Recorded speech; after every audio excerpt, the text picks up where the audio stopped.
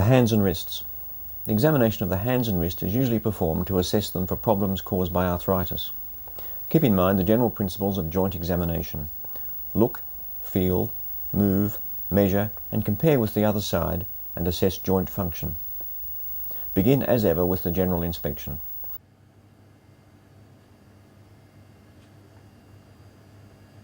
If the patient has walked into the room, look for signs of arthritis in other joints that affect his or her mobility. On the edge of the bed for me, please. Look for signs of systemic disease. Just pop your hands on top of the pillow. Now get the patient to sit over the edge of the bed and place the hands on a pillow.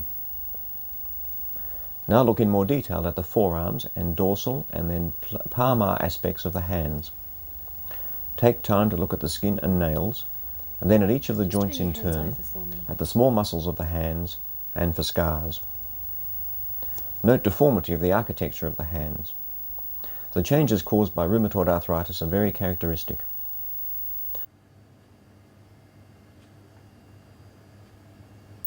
Look for the typical changes of osteoarthritis, bony swellings at the base of the distal interphalangeal joints, Heberden's nodes.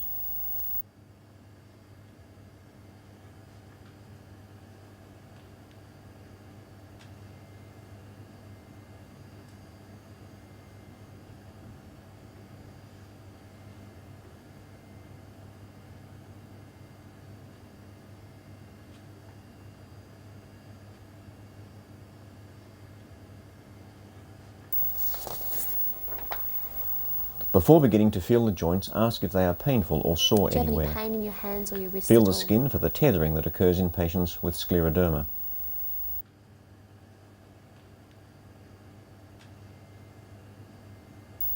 Start the joint examination with gentle palpation of each of the joints of the hands and of the carpal joints.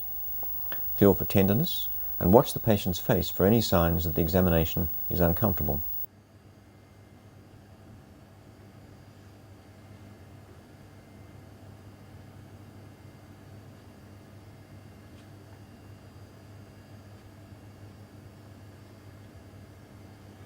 Then the metacarpal and proximal and distal interphalangeal joints.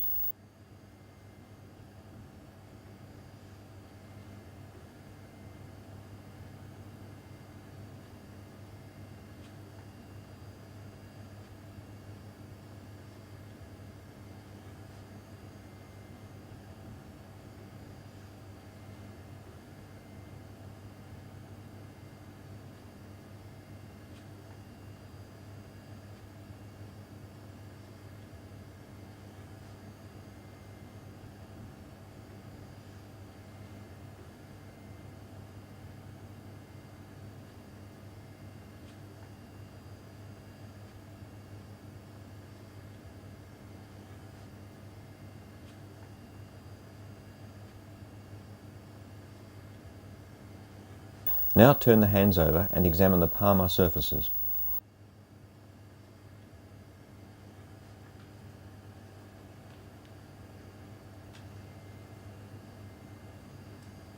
Feel for the rough movement of thickened palmar tendons by asking the patient to open and shut the hand.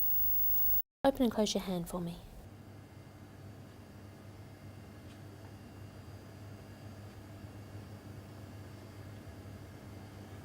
Now test for median nerve entrapment in the carpal tunnel. Here with your hands. That's great. Ask the patient to flex both wrists for 30 seconds. The test is positive if tingling occurs in the distribution of the median nerve. Do you feel any tingling in your hands at all? No. Great. Now I'd like you to put your hands together like that. Now test active movements of the hands and wrists. Okay, and that's fine.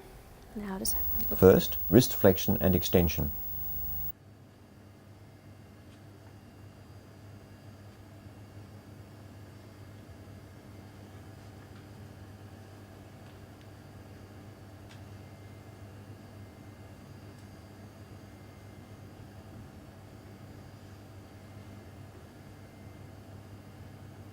Now go on to thumb movements. Test extension just hand first. your hands over for me. Now, just keeping your hand nice and still, push your thumb out against my finger. Now abduction. This time point your thumb towards the ceiling and hold it there. Excellent. Same on this side, put it towards the ceiling, don't let me push it down. Now adduction. Keeping my thumb back up, pointing to the ceiling. Now this time push down against my finger. And the same on this side, push down. Good. Now opposition. Now this time I'd like you to touch your little finger with your thumb. Push it, that's right, and don't let me pull it away. Look for limitation of these movements or signs of discomfort caused by them. Very good. Okay. Next, test metacarpophalangeal and interphalangeal movements.